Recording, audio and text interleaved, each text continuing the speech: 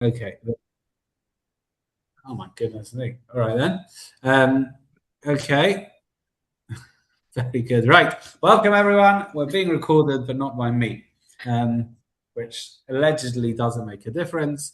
But let's see what actually happens. So, um, okay. So where are we?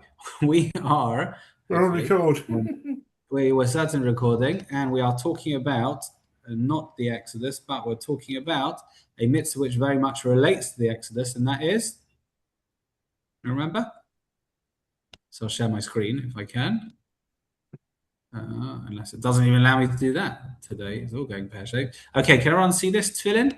Yeah. Yes. Phew. Might not be the host, but at least I can share the screen.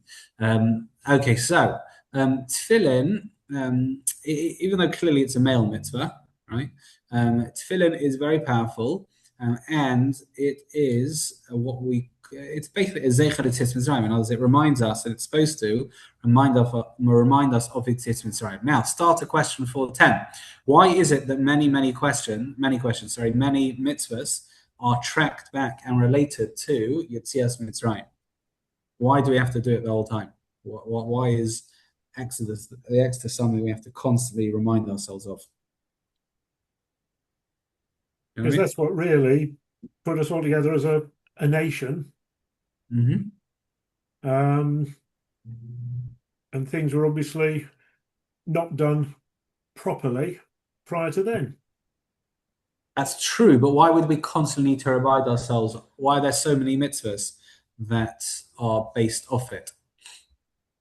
It was important, no question about it, and well. Based off it, or just that we're putting a link there to make them more memorable, and so that we will do them more. Or was it just that was a time when the Jews actually agreed on things? Now that was a miracle. Yeah. Okay, partly. Go on. What else do we have? Okay, so one of the concepts is as follows: Yetzias Mitzrayim was not supposed to be a one-off event. It was supposed to be something that catapulted us to a different existence, and therefore we have to constantly remember it, because part of the event was to constantly transmit it, and more than that, part of the event was to show us theologically that Hashem is involved in our lives.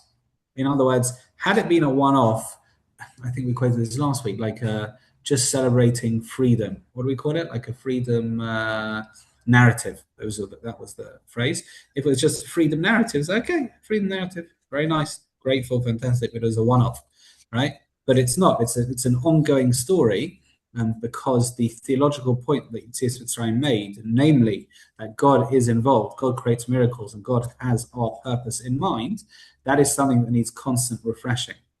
That's something that needs constant reasserting and reaffirming. Hence the many mitzvahs, which then remind us of Yetzias Mitzrayim, the epicenter of which is, of course, Seder night. Okay, so Tefillin is another one of them. The Netziv writes as follows. We'll do this relatively quickly. And that Tefillin is a manifestation of our spiritual weapon. It's a bit cryptic. This it is what he says over here is that you've got your two Tefillin, right? You've got your Tefillin Shel Yad, the hand Tefillin, and Tefillin Shel Rosh is the one worn on the head. And he says that just as you can see over here in English, Tefillin possesses the Torah's strength to direct both our heart and brain to Hashem. They also have like the power of a spiritual sword to protect us from certain suffering. Yeah, and then he talks about one representing the written Torah, one representing the oral Torah. Okay, that is the Netziv. Rabbeinu Bechaya talks about the deeper Kabbalistic points. We're not doing that, but I think probably the most practically impactful one is the Sefer HaChinuch. Now, come on, people, who remembers who wrote the Sefer HaChinuch? No. Exactly. Anonymous. Yeah, it was written anonymously. Do you remember, in Barcelona in the 11th or 12th century? We don't know who he is. Anyway, so he says a beautiful, beautiful thing about Tefillin. I'm going to try and read it in Hebrew. It just is worth savoring, to be honest. He says as follows: the root of this mitzvah, given that a person is physical, which means we're pulled after physical desires. Yeah, we live in a I'm not going to paraphrase, but a material world. Ki ken teva chomer levakesh kalanos elava arev. Right? It's the natural kind of predisposition of the body is to look for things that satisfy it. Kasus kaperadin lahabin, like any animal, has a physical body, they do it without thinking, meaning instinctively. Unless the spiritual anchor or compass, namely the soul, prevents a person from sinning. And so you've got this battle between body and soul. You don't need me to tell you this. The body wants instant gratification. The soul wants long-term meaning. Yeah. And by the way, I don't mean to make that, often we think that's a religious battle. It is as well, but it's not, meaning the soul wants to keep Shabbos and put on Tefilin, and the body says, no, I'd rather sleep in and have my smartphone, so to speak, right?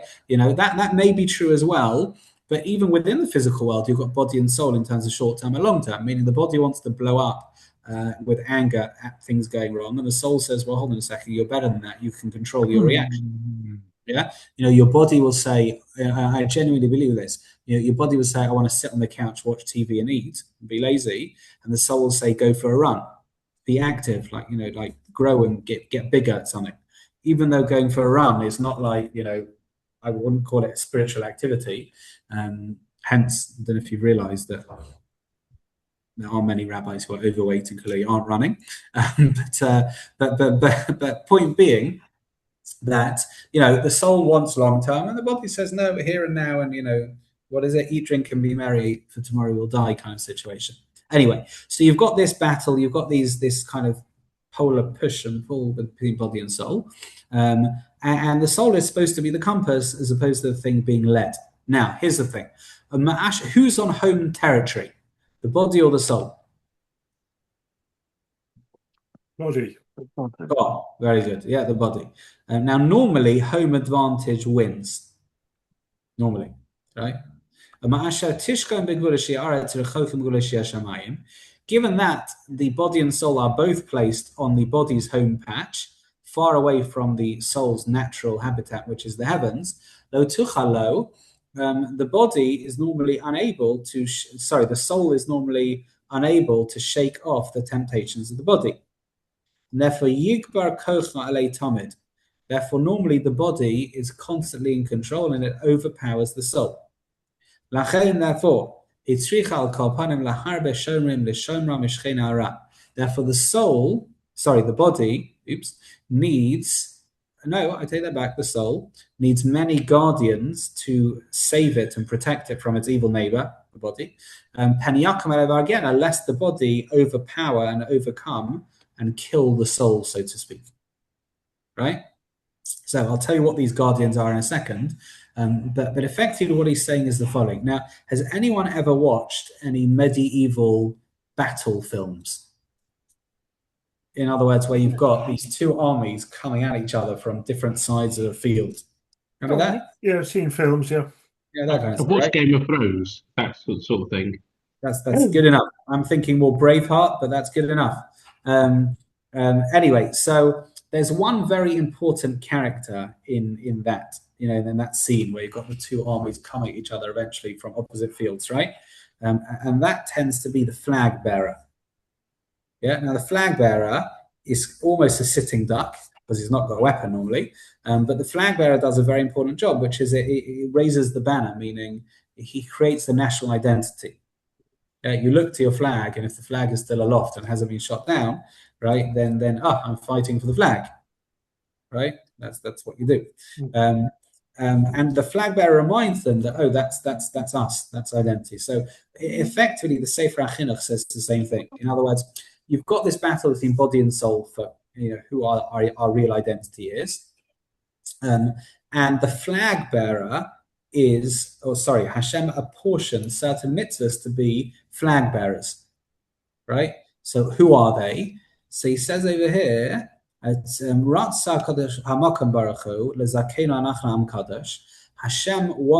us as a holy nation to be given merit, in other words, that we can pass this test.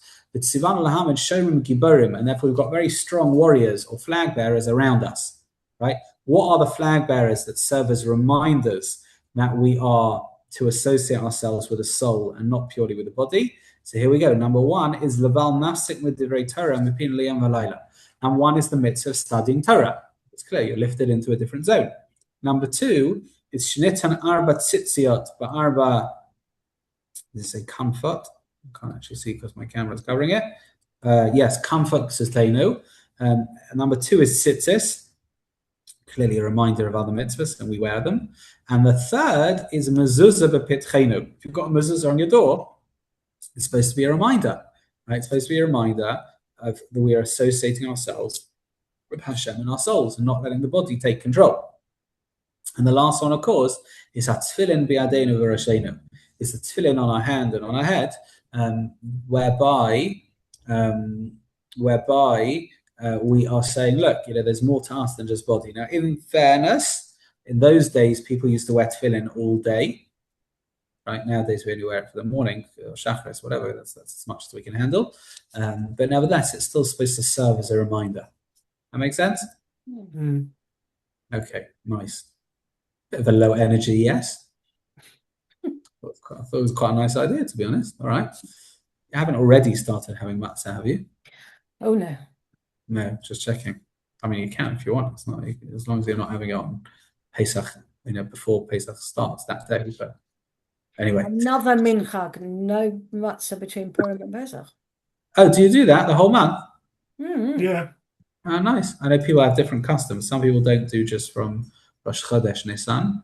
I do that. I wouldn't eat it. I mean, to be fair, I don't really eat it throughout the year. So between Purim and Pesach, not a hard one. I had a very funny moment today. I went to Kosher Outlet. Other supermarkets available. And someone, I actually can't remember who he was, but he recognized me, and I definitely know him, but I can't remember from where. And he said, Rabbi, he said, can I just ask a favor? Maybe I'll watch the video. He said, ask a favor. I said, yeah, sure. He said, I want to get like these handmade matzahs, but I can't really tell the difference between them. Is there like a difference in taste? And I said, unfortunately not. It's not going to be exactly the same. I'm sorry. But his initial positivity was heartwarming. Anyway, so his visual optimism. Okay, so what's tefillin supposed to do for us? Yeah, so the Ramban and the Rambam, right, similar in sound name, and that's about it.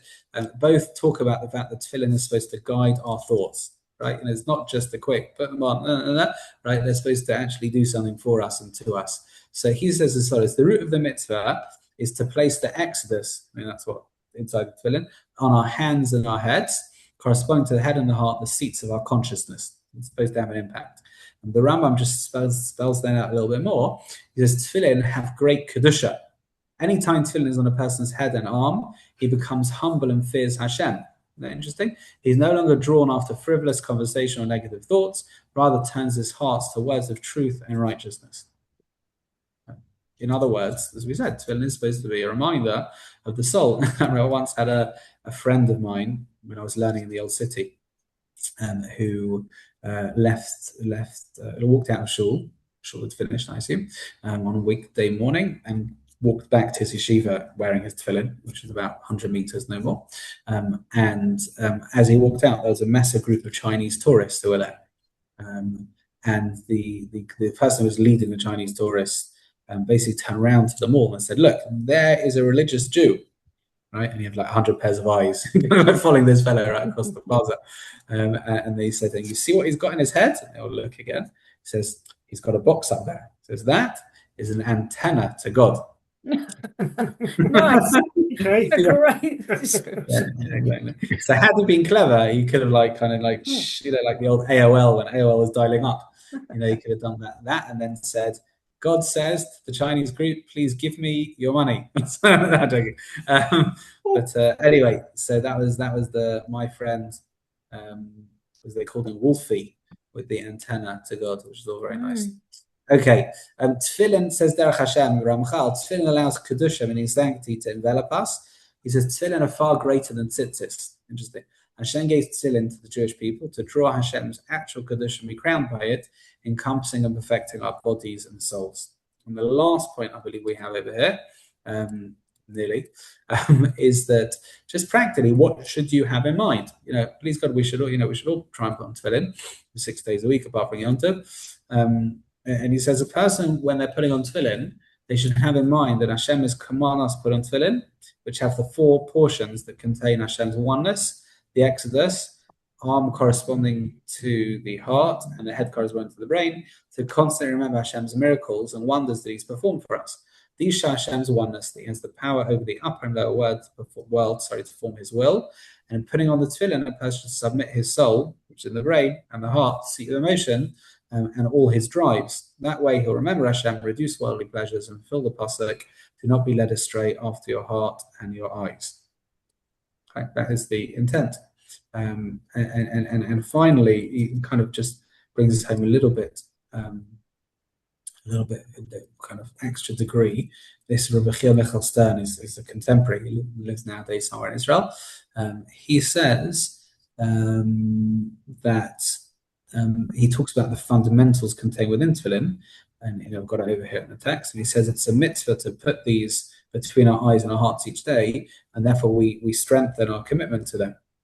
And we're literally tying them to ourselves, which is nice. The Ritva ends off. The Ritva is the earliest commentary we've dealt with today, more or less. He says that through the tefillin shel rosh, person subjugates, commits their soul. Tefillin shel yad, you're talking about the body. So there's a lot of symbolism, the shel yad, shel rosh, the oral law, the written law, the heart, versus the emotion and intellect. And then you've got over here, again, you've got your body and soul as well. And that effectively is the ideas, or are the ideas. If I can stop the screen sharing. Can I see you? I don't know, I can't see you. Oh, I can see you. Anyway, if I can, those are the ideas of tefillin.